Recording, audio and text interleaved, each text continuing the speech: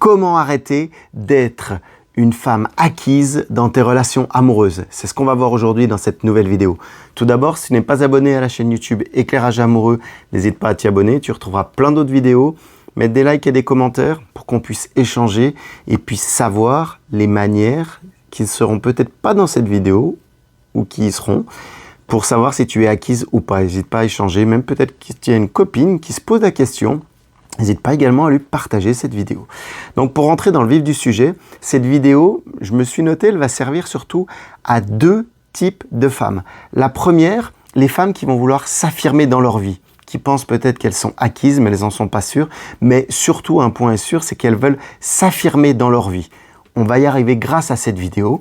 Et le deuxième type de femmes, c'est celles qui vont vouloir enfin prendre leur le contrôle de leur vie, se dire maintenant stop, j'en ai marre que les autres décident pour moi, parce qu'on va voir cette vidéo, elle est dans les relations amoureuses, mais pas que, ça se transparaît aussi dans ta vie perso et dans ta vie professionnelle. Et si tu veux contrôler ta vie, changer les choses, on va les bouger avec tout ça. Et plus précisément, j'aimerais te dire que c'est ok d'aimer et de partager des choses dans un couple, mais jusqu'à un certain niveau pour pas être acquise. C'est là qu'on va justement mettre le curseur au bon endroit. Et si quelqu'un, lorsque tu es en couple, profite de ta gentillesse, là tu vas passer tout de suite pour quelqu'un d'acquise. C'est à partir du moment où ça va au-delà de la limite. On va en reparler justement un petit peu plus loin des limites. Et ça va être par rapport à tes envies. C'est-à-dire que tu vas avoir des envies, mais si elles sont trop grandes ou trop pour les autres, eh ben ça va devenir des attentes pour les autres. Y compris parfois, ça se ressent au niveau de la cellule familiale, ça. Si tu as des frères, des sœurs, des parents peut-être parfois, on ne viendra pas aux relations toxiques, mais ça va vraiment devenir des attentes et qui vont faire que tu es acquise, que tu dédies ta vie aux autres. Mais vraiment au paroxysme, là. C'est pas dans le milieu associatif où c'est quelque chose de vraiment noble, je dirais. Mais là, on est vraiment dans le niveau acquis extrême. Donc voilà. Et puis, j'aimerais te dire aussi, là on va rester plutôt dans la relation amoureuse, que tu peux avoir des habitudes dans un couple ou par amour, faire les choses, que ça soit par gentillesse, peut-être par envie, toi ça te fait plaisir, ou peut-être même par amour. Mais il va falloir que tu fasses attention avec ces habitudes, parce qu'un petit peu comme je te disais juste avant, au niveau des envies et des attentes, tes habitudes vont devenir en fait des obligations que tu vas donner à l'autre et que tu vas te mettre à toi-même. Ce qui fait que là, tu vas passer pour acquise. Et indirectement, tu ne te respecteras pas toi-même. Parce qu'on va avoir cette notion de respect qui est très importante et qui est très liée à la manière dont tu peux être acquise, surtout en couple. Ça, c'est ok.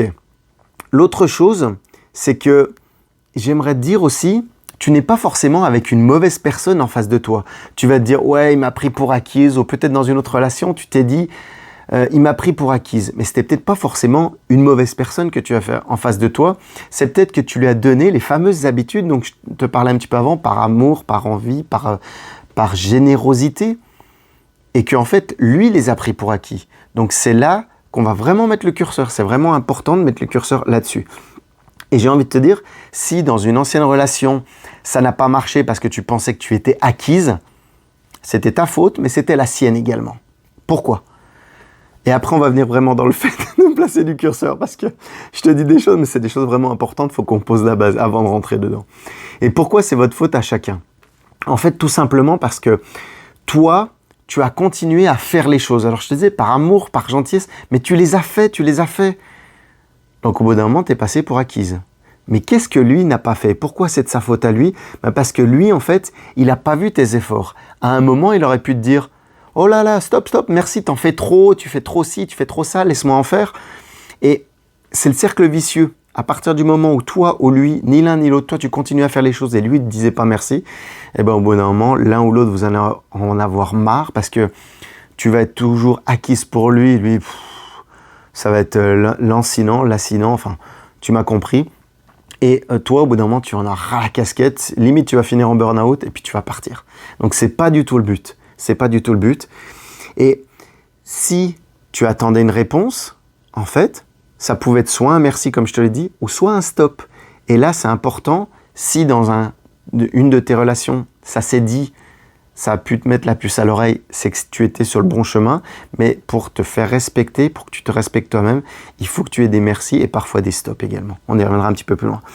Tout simplement parce que ça va te permettre donc de fixer des limites, et encore une fois, ces limites, ça va être le respect que tu as envers toi, ton estime de toi même plus précisément. Pour rentrer dans le vif du sujet là, les réactions à ne pas avoir justement pour être une femme acquise. J'en ai noté 10, alors on peut dire qu'il y en a pas mal.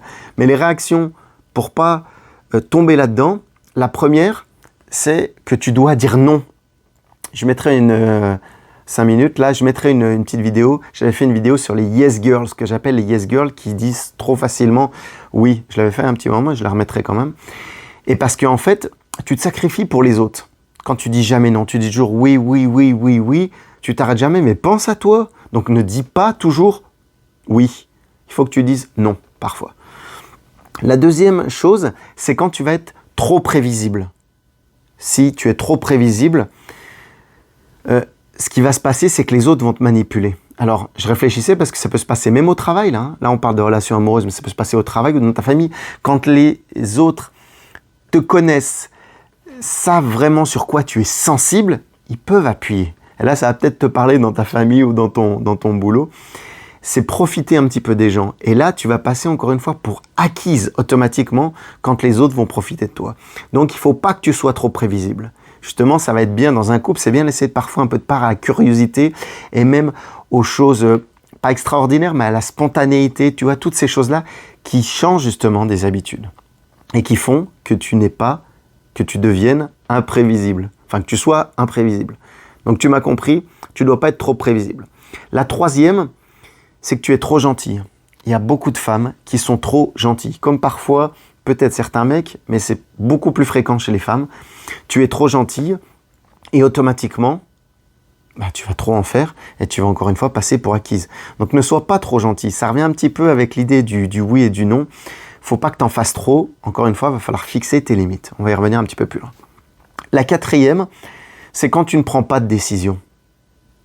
Tu ne prends pas de décision, donc automatiquement, tu passes pour acquise. Et là, tu laisses l'autre prendre toutes les décisions. Le ou les autres d'ailleurs, puisque encore une fois, comme je te le dis, ça peut être dans ton boulot, dans ta vie perso. Donc, il faut que tu prennes des décisions. Parce que une relation, je le répète encore une fois, mais une relation, c'est à deux. Ça ne va pas que dans un sens, où ce n'est pas que l'un qui agit, ni que l'autre. Et là, on va partir encore une fois sur ton estime de toi. Parce que si tu ne prends pas de décision, tu vas te dire, mais pourquoi, en quoi je suis légitime, tu vas te poser plein de questions comme ça. Tu vas avoir des blocages qui n'ont pas lieu d'être. Encore une fois. Si tu as vraiment trop de blocages, n'hésite pas à me contacter et puis on en reparlera. Je te redirai à la fin. Tu peux me contacter sur les différents réseaux et même à partir de cette vidéo d'ailleurs. Bref, continuons pour la suite parce que là, on est donc à la cinquième sur 10. La cinquième, c'est tu te mens à toi-même. Tu te mens à toi-même et plus précisément, quand tu ne vois pas la réalité des choses en face. Mais non, mais je ne suis pas acquis, c'est juste que je suis un peu gentille. Sauf qu'avec le temps, tu es devenue acquise. Tu es devenue acquise et c'est ça qui est le problème. Donc, il ne faut pas hésiter à prendre du recul, des fois se remettre en question ou va faire des week-ends avec des copines ou avec tes parents ou même par toute seule. Ou va faire des séminaires.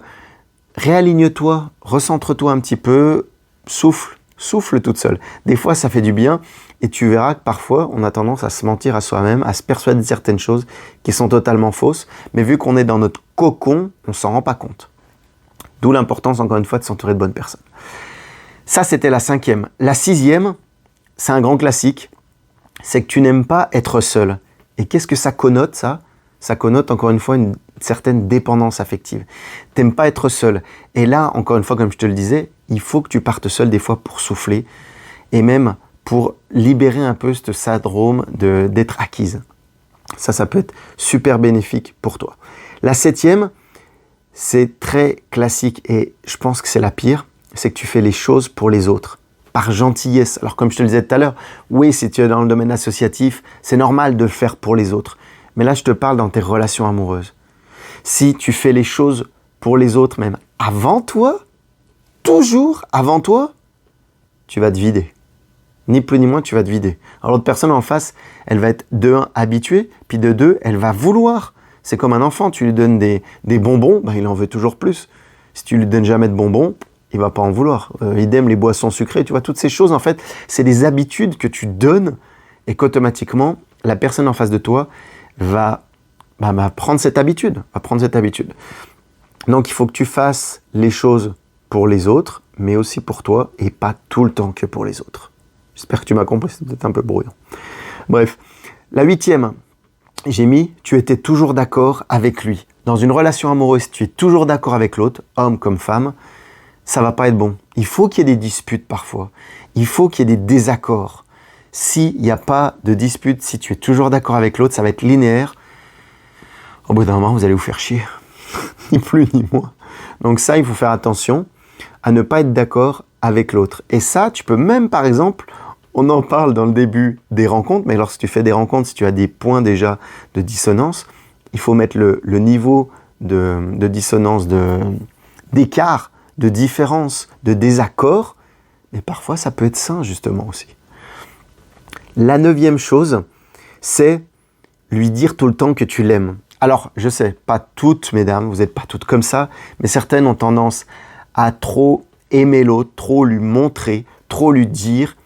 Et qu'est-ce qui va se passer? Encore une fois, là, tu vas passer pour acquise. Pourquoi l'autre ferait des efforts si c'est toujours toi qui en fais? Et encore une fois, on en revient toujours au même. Au lieu de dire avec les paroles, il va falloir que ce soit les actions qui soient supérieures aux paroles. C'est avec les actions que tu vas te rendre compte que l'autre t'aime, et pas qu'avec des paroles. Donc, il ne faut pas dire tout le temps à l'autre que tu l'aimes. Ça, c'était la 9e. Et la 10e et dernière, il va falloir que tu fasses des choses sans rien attendre en retour. Eh ben non, justement, si tu fais des choses, il faut que tu attendes justement un certain retour. Tu ne vas pas toujours faire que des choses toi, que faire des efforts tout le temps toi. Non, non. Sinon, encore une fois, tu vas être acquis si c'est que toi qui fais les choses. Et encore une fois, une relation, c'est à deux, ça va dans les deux sens. Sinon, ça va, au bout d'un moment, tu vas t'épuiser. Tu vas t'épuiser, soit l'autre va prendre l'habitude, et encore une fois, tu vas passer pour acquise. Et encore une fois, c'est pas le but. Donc j'espère que ces 10 réactions, manières de faire, t'auront peut-être un peu choqué ou tu te seras dit « Ah ouais, moi je fais ça ». Et justement, c'est bon. Donc n'hésite pas à réécouter cette vidéo, à noter les choses, et surtout, comme je te le disais, à partager à une copine qui se pose peut-être la question si elle est acquise ou pas. Je pense que ça l'aidera vraiment. Et puis, j'aimerais te dire une toute dernière phrase, je pense que je la remettrai dans la vidéo, c'est que le bonheur ne se donne pas, mais il se crée à deux pour être partagé. Voilà. En tout cas, si tu souhaites avoir plus d'explications sur le fait d'être acquise, ou si tu en as marre d'être acquise, ou si tu tombes que sur des mecs qui te rendent acquise et que tu ne sais pas faire autrement, eh ben, n'hésite pas à me contacter. On verra comment faire différemment.